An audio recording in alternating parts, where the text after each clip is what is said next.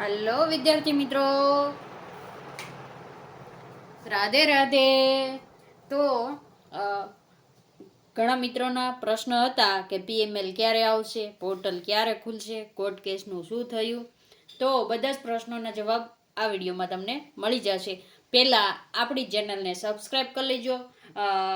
તમને દરેક અપડેટ ભરતીની કોઈ પણ નવી જાહેરાત આવશે, બધી જ અપડેટ પરિણામથી લઈને મેરિટથી લઈને આપણી ચેનલ ઉપર તમને મળી જશે. તો આપણી ચેનલને પહેલાં સબસ્ક્રાઈબ કરી લેજો અને વિડીયોને લાઈક કરી દેજો. અને આજે સાંજે ડેઈલીથી હવે આપણે જે લાઈવ ક્લાસ લેતા હતા તે ચાલુ થઈ જવાના છે. એટલે આજ કે કાલ 8 થી 8:30ની વચ્ચે આપણા રોજના લાઈવ ક્લાસ ચાલુ થશે, તો જોડાઈ જાજો. હવે જોઈએ કે વિદ્યા સહાયક પીએમએલ ક્યારે આવશે. પીએમએલ છે ને મિત્રો, ઘણા એમ કહે છે કે જુલાઈમાં આવશે. હું ખુદ પણ કહી દઉં છું કે જુલાઈમાં આવી શકે, જુલાઈમાં આવી શકે. જો આવશે એવું નથી કહેતા, આવી શકે. પણ શું કામે? તો કે જ્યાં વિદ્યા સહાયક ભરવા નતા ત્યાં અત્યારે શું થઈ ગયું છે, જ્ઞાન સહાયક હાજર થઈ ગયા. આજે જ્ઞાન સહાયક ભરી દીધા, બરાબર. અને ઘણી સ્કૂલોમાં તો આજે જ્ઞાન સહાયક કાલના અને આજ 2 દિવસમાં હાજર પણ થઈ ગયા છે. તો પીએમએલ જુલાઈમાં કેમ આવી શકે? તો પહેલાં તમને ખબર છે કે ડીએલએડનું રિઝલ્ટ આવી ગયું અને આ કાલે એની વાંધા અરજીની છેલ્લી તારીખ હતી ને આજે 23/6 છે 2026. તો જે મિત્રો ડીએલએડમાં જેને વાંધા અરજી કરી છે કે મારે આટલા માર્ક નહીં ને આટલા માર્ક આવે ને, બરાબર, જેને પેપર ખોલાવવું છે કે રીચેકિંગ કરાવવું, વાંધા અરજી નહીં, સોરી, રીચેકિંગ રાખો આપણે, બરાબર, રીચેકિંગ.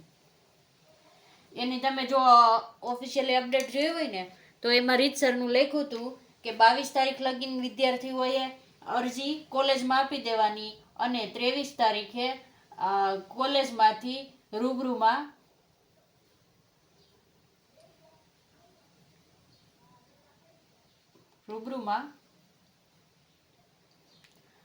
ગાંધીનગર જમા કરાવવાની.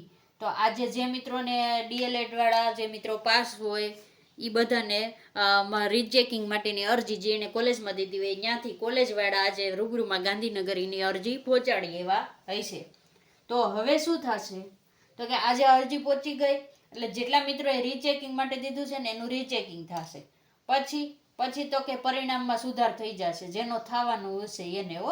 ઓનલાઈન પરિણામ આવી ગયું છે અને પછી તમારી માર્કશીટ બની જશે અને એ તમારી કોલેજમાં આવશે.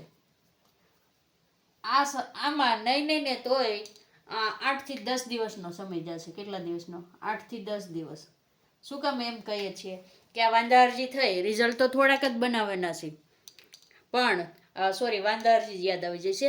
રીચેકિંગ પછી નવા માર્ક જેને સુધરતા હોય એ બધાની માર્કશીટ ને બધું બનાવે. આપણે કોઈ પણ જોઈએ તો રિઝલ્ટ આવે ને પછી 8-10 દિવસે તમારી માર્કશીટ તમારા હાથમાં આવતી હોય છે. તો એ કોલેજ તમને તમારું ટ્રાયલ સર્ટી, પછી કેટલી ટ્રાય પાસ થયા એ, પછી આપણે જે પીટીસીમાં માર્કશીટ હોય છે એ, ડીએલએડના સેકન્ડ વર્ષની, બધું જ તમને 8 થી 10 દિવસમાં મળશે. તો પીએમએલ જુલાઈમાં લાવવું હોય તો શું કરવું પડે? તો કે ડીએલએડ વાળા મિત્રોને છે ને હવે રજૂઆત કરવી પડશે. રજૂઆત કરવી શેની?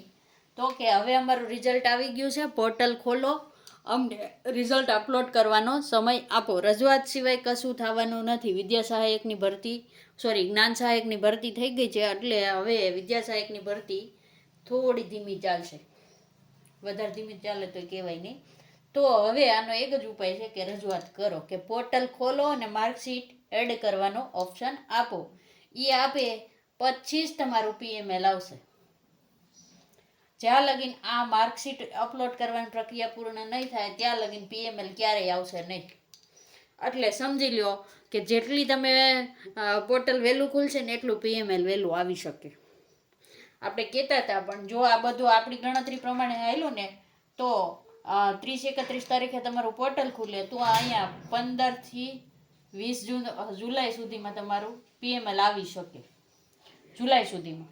હવે તો કે ક્યાં લગીનમાં કોર્ટ કેસનું શું થશે, તો કે કોર્ટ કેસની તારીખ તમને ખબર છે કે 6/7 આવેલી છે, 6/7 છે કોર્ટની તારીખ. એટલે ત્યાં સુધીમાં હમણાં જ તમને કોર્ટ શું કહે છે ને એ પણ તમને ખબર પડી જશે 6 તારીખે. અને ઘણા એમ કહે છે આમાં ગ્રેસિંગ મળશે અને કેટલા માર્કનું મળશે અને 3 માર્કનું મળશે. તો મિત્રો છે ને મેક્સિમમ 5 માર્ક કે 6 માર્ક લગીનું મળી શકે, 5 થી 6. આપણે તો 5 થી 6 ને પણ 4 થી 5 નું મળી શકે. કારણ જેટલા તમારી પાસે જીસીઆરટી ના પ્રૂફ છે ને એટલા જ રાજ્ય પરીક્ષા પાસે બોર્ડ પાસે હશે ને એની પાસે. પણ એની પાસે પ્રૂફ ના હોય તો એ તમારી જ્યારે આપણે રિવાઇઝ આન્સર કી માંગી હતી ત્યારે નો આપી દે.